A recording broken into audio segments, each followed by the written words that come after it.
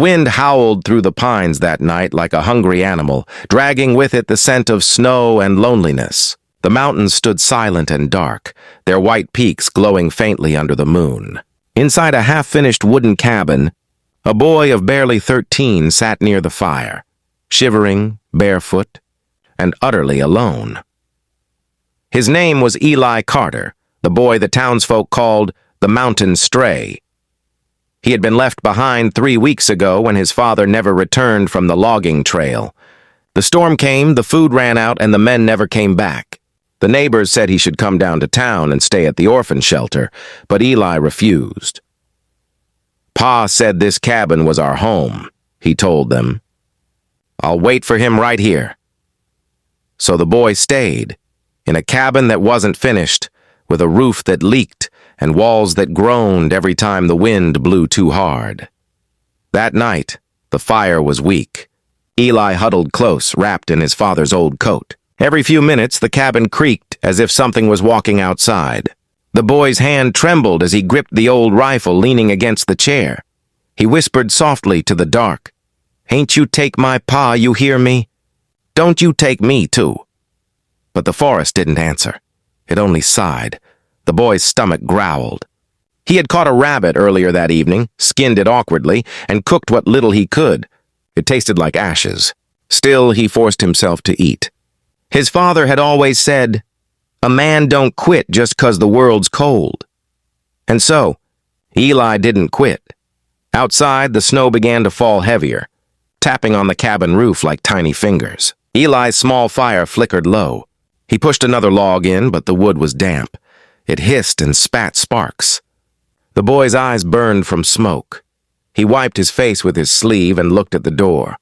There was a faint scratching sound, once, twice. Something was out there. Eli froze. His heartbeat pounded in his ears. He raised the rifle slowly and whispered, "Pa, that you?" No answer. Only the wind.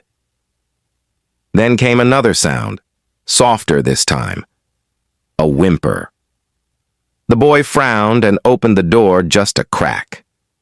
Cold wind rushed in, carrying snow and pine needles.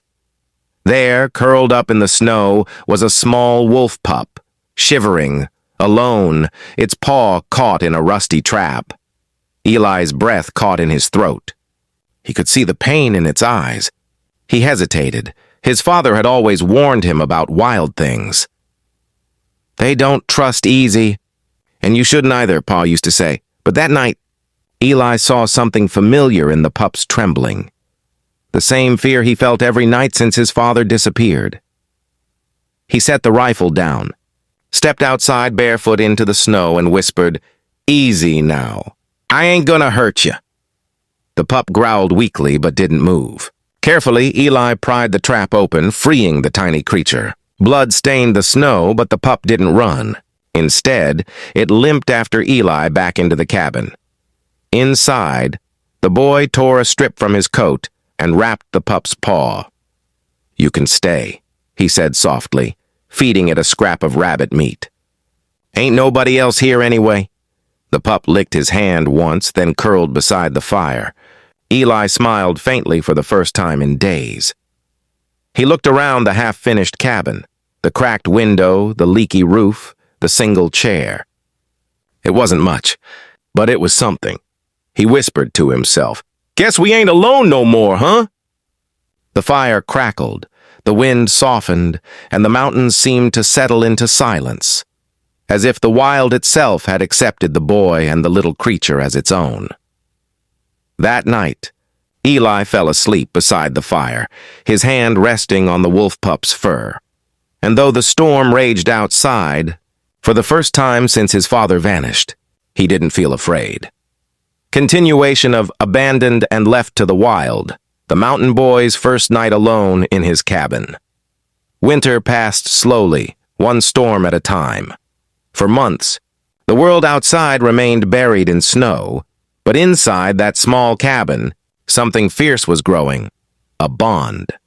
The wolf pup, whom Eli named Ash, healed fast. At first it limped behind the boy as he gathered wood, its little paws sinking into the powder. But by the time the spring thaw came, Ash was running beside him, lean and strong, his once fearful eyes now bright with loyalty. They hunted together. They shared every meal, every silence, every night beside the crackling fire. Eli spoke often to him, the way lonely people talk to the stars. Pa said this land takes, but it gives too, he'd tell the wolf. Maybe you're what it gave back. Ash would tilt his head as if he understood. By mid-spring, the snow melted, revealing trails that had been hidden for months. Eli began exploring farther, setting snares, fishing the stream, patching the cabin walls. The boy who had once trembled in fear was now taller, stronger, and sharper. Still, he never stopped waiting. Every sunset, he stood outside the cabin, scanning the horizon. Maybe today, he'd whisper. Maybe today he's coming home. But no one ever came. One evening, as he was skinning a rabbit, Ash began growling, low, deep, and dangerous. Eli froze. What is it, boy? The wolf's fur stood on end. From the trees ahead came the crunch of boots, heavy, deliberate. Moments later, 3 men stepped out of the pines. They weren't from town. Their coats were torn, their beards unkempt, their eyes sharp. One carried a rifle. The others had knives at their belts. Look what we got here, the first man sneered. Little Mountain Rat built himself a home. Eli stood, gripping his knife. Ain't no rat. This here's my pa's cabin. The man laughed. Your pa's gone, boy. And this land, it's ours now. Forest rangers sold it last winter. Eli's stomach dropped. You're lying. But deep down he knew no one in town had ever come to check on him. Nobody cared. And the land out here was always for sale to whoever waved the most cash. The man stepped closer. You can leave nice and easy, or you can stay buried under your pa's floorboards. Ash snarled, baring his teeth. The men laughed again until the wolf lunged. Chaos erupted. Ash tore into the man's arm, sending his rifle flying. Eli didn't think. He grabbed the barrel from the snow and fired. The blast echoed through the trees. One man screamed and fell. The others bolted for cover. Smoke filled the air. Eli's hands shook, his ears ringing. Ash stood guard in front of him, blood staining his fur. For a long moment, neither boy nor wolf moved. Then, through the ringing silence, Eli whispered, We ain't leaving, Ash. Not ever. The next morning, the cabin was quiet again, though the door now bore a bullet hole and the snow outside was stained with red. Eli spent hours repairing what he could. His hands were steady, his eyes calm. When he finally looked up, the sun was rising, painting the world gold again. He knelt beside Ash, patting his neck. Guess we showed him this mountain's got a heart after all. The wolf gave a soft bark in reply. That day, Eli realized something his father had never taught him. A home isn't what's built of wood and stone. It's what you defend when the world tries to take it from you. By the time another winter rolled around, the boy was no longer a boy. He had become the mountain's own, quiet, fierce, untamed. Travelers who passed through those woods spoke in whispers of a young man and a gray wolf who guarded a small cabin near the river. Some said they were spirits. Others said they were the last proof that the wild still had mercy. And every night, when the wind howled through the pines, Eli would look at the sky and murmur softly. Still here, Pa. Still waiting. Still strong.